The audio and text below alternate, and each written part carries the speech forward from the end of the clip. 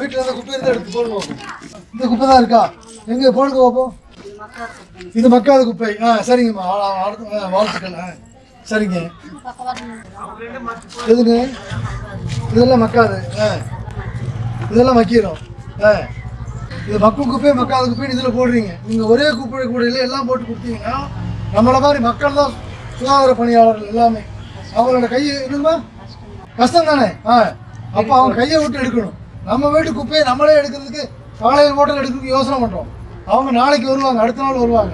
அப்போ இதெல்லாம் என்ன ஆகும்? வாசம் தாங்க முடியாது. கரெக்டாக எடுத்து போட்டுருவோம். மக்கும் குப்பையை மக்காத குப்பையும் எடுத்து போட்டுருங்க. என்ன பொருள் வாங்க போனாலும் சொல்லலாம். துணிப்பையை கொண்டு போங்க. அதேமாதிரி உணவுப் பொருள் குழந்தைங்களுக்கு வாங்கிட்டு வந்தீங்கன்னு வச்சுக்கோங்க, பாத்திரங்கள் கொண்டு போயிடுங்க. குப்பையிலே முக்கால்வாசி குப்பை வீட்டுக்கு வராதுமா. சுற்றுச்சூழல் சுத்தமாக இருக்கும், குடும்பம் ஆரோக்கியமாக இருக்கும். வாழ்த்துக்கள்ங்க. ஒரு அழகான வாழ்க்கை எல்லாத்துக்கும் அமையணும். வாழ்த்துக்கள்.